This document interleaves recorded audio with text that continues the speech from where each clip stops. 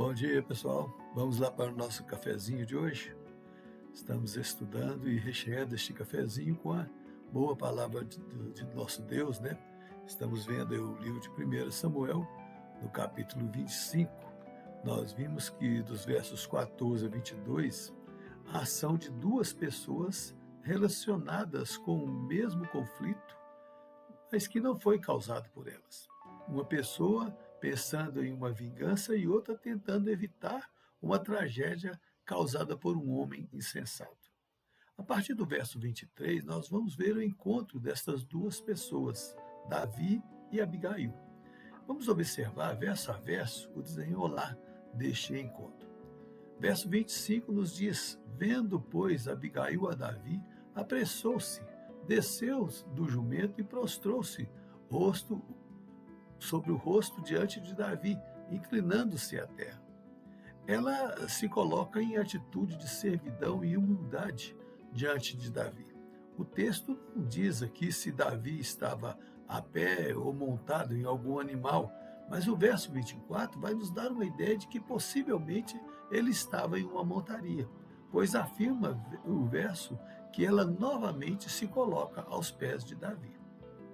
Algo interessante aqui na fala, no verso, que diz: sobre mim seja a transgressão. Vemos que ainda ela não mencionou nada a respeito de seu marido, mas o que entendo é que ela, como mulher, com os seus servos, sentiu uma transgressora ao se colocar frente ao exército de Davi, atrapalhando o seu deslocamento. Ou ainda, como mulher, ela não tinha autoridade para tratar de assuntos que envolviam o seu esposo, principalmente sem a sua autorização.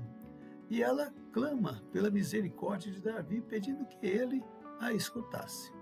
Davi então passa a escutar. Verso 25 nos diz: Não se importe o meu senhor com este homem de Belial, a saber, com Nabal, porque o que significa o seu nome ele é. Nabal é o seu nome, e a loucura está com ele. Eu, porém, tua serva, não vi os moços de meu senhor que enviaste. Ao observar esta fala, Abigail, entendo que ela aconselha a Davi a não se rebaixar na mesma posição tomada por seu marido, que era um homem insensato. O nome significava muito a respeito da pessoa e de seu caráter também. E aqui no texto vemos que Abigail enfatiza bem a situação. O próprio nome dele significa loucura. Nós não vemos aí essas palavras, mas creio que ela deve ter dito a Davi que ele, cometendo os atos que pensava em praticar, estaria se igualando à loucura que Nabal cometeu. Nos versos 26, dos versos 26 em diante, nós vemos que Abigail e certamente seu esposo, eles tinham muito conhecimento a respeito de Davi, o quanto o Senhor era com ele nas batalhas. No verso 26, ela lembra Davi de seus feitos e de como o Senhor o livrou de praticar vingança com suas próprias mãos. Creio que se referindo a Saul, como vimos anteriormente, ele mesmo poupando a vida de Saul na caverna, e pede a ele que trate seu esposo conforme os seus inimigos. A misericórdia que Davi aplicava nos inimigos também. Entendo que ela entendia que seu esposo, tal como Saul, estava sendo instrumento de Satanás para tentar contra a vida de Davi e os planos de Deus.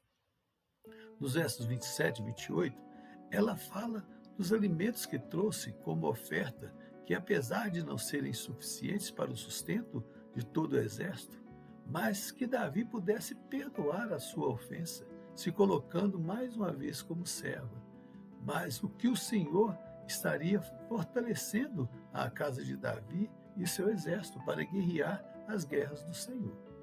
Ela continua lembrando a Davi, nos versos 29 e 30, quanto o Senhor era com ele em suas batalhas. Se alguém te perseguir, o Senhor o atará em seu feixe.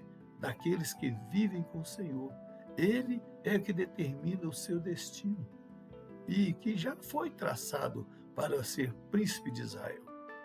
Entendo que neste momento, o que soa como uma oração, ela procura alertar a Davi de que ele só possivelmente estava desviando, né, dos seus olhos do Senhor e buscando a sua própria força, o seu próprio entendimento, atendendo o anseio do seu coração. No verso 31, ela fala algo interessante que poderia ser o sentimento de Davi. Resumindo o verso, o Senhor voltar atrás na sua decisão não será um demérito, nem te fará ser desacreditado. Pelo contrário, demonstrará sabedoria em não derramar sangue por vingança. Nos versos 32 a 34, vemos a decisão tomada por Davi. Então, Davi disse a Abigail: Bendito o Senhor, Deus de Israel, que hoje te enviou ao meu encontro. Bendita seja a tua prudência e bendita sejas tu mesmo, que hoje me tolheste de derramar sangue e de que por minha própria mão me vingasse. Porque, tão certo como vive o Senhor, Deus de Israel, que me impediu de que te fizeste mal, se tu não te apressaras e me não vieras ao encontro, não teria ficado a Nabal até o amanhecer nenhum sequer do sexo masculino. Vemos aqui Davi expondo para ela todo o seu plano maquinado em seu coração. Além de reconhecer a coragem daquela mulher, ele percebe que ela foi instrumento de Deus para alertar o seu coração de que ele estava agindo de forma errada. Ela afirma mais uma vez que seu coração estava tomado de ira, com sede de vingança, e que se Deus não tivesse enviado, ela teria cometido um ato que certamente não era do agrado de Deus. No verso 35, nós vemos Davi despedindo-a para ir em paz para sua casa. Mas, além disso, no final do verso, demonstra respeito por sua atitude. Eu disse muito aqui a respeito da submissão da mulher. É certo de que os tempos mudaram, né? Mas quando estudamos a Bíblia, vemos que a mulher realmente era sujeita à autoridade do seu marido.